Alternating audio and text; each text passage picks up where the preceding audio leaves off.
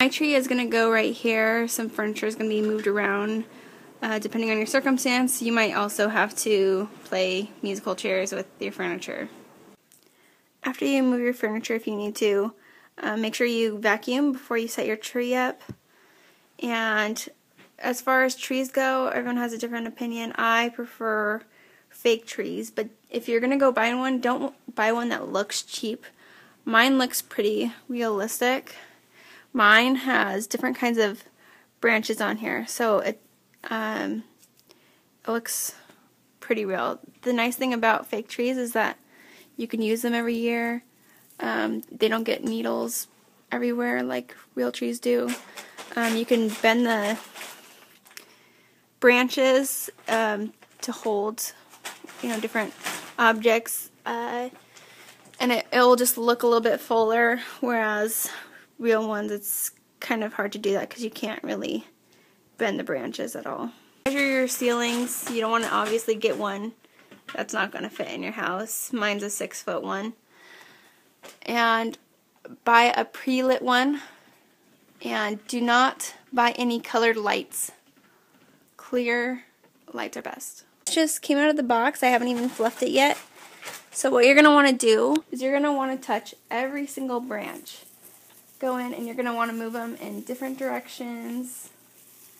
Just fluff out the tree so it looks full. Some are going to be like attached to each other, so you got to pull them apart.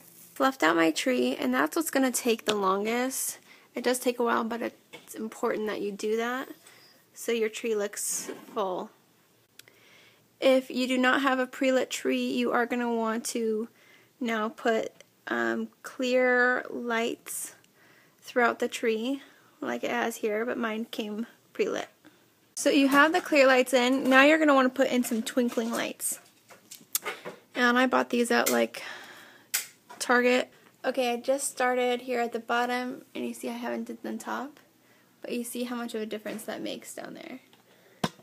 I want to wrap it, weave it through each branch, not each, but just weave it through.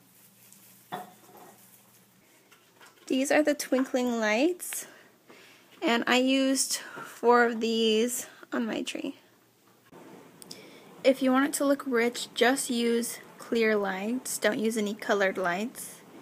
I'm going to take these branches and put them in my tree as like a filler, and you can use different kinds of branches. Here's another one. It kind of looks like a garland. Don't hang any of this or beads like this on your tree. It is super tacky. You can also just take some fabric like this and bunch it up. The 2 ends are going to connect back here, so you have a swag going on. And you can actually put this in your tree as well. Instead of doing like the filler pieces like this, you could use fabric. Now I'm going to start at the bottom.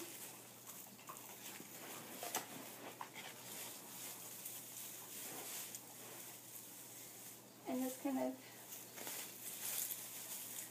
tuck it in the back. You don't want to drape stuff over the top of your tree. This is more being tucked in the back. I finished putting my filler in.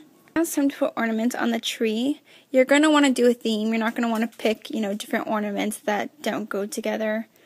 So usually 3 colors and a neutral. You're not going to want to have, every color under the sun on your tree. So just stick to a few colors that go together.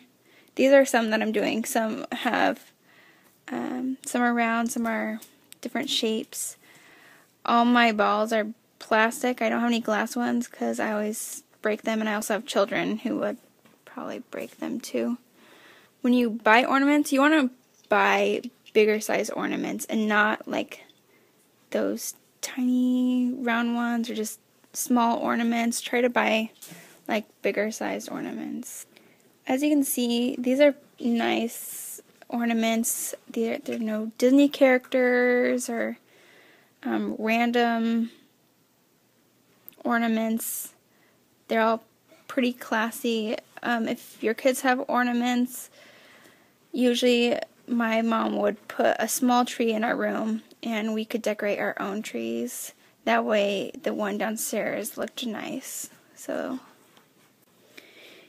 if you have big ornaments like this, you're going to want to do the big ones first. You can get initials like for each family member and put them in your tree. Even if the ornament has ribbon, these kind of give you a little bit more control.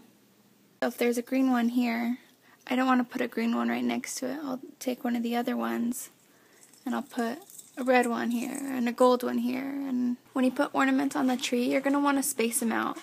So if you have a red right here, you're not going to put a red right next to it. So I have like red, gold, and brown, green. So the colors aren't right next to each other. When you put ornaments on the tree, you're going to want to stick them in and not just hanging them off the very end of the tree. You're going to want to put them a bit more back in the tree, not too far back, but so that they're a little nestled into the tree. If you have any empty spaces, you can use different kinds of branches as fillers and just stick them in, and then you'll want to like kind of mold the branches around it so it looks more part of the tree.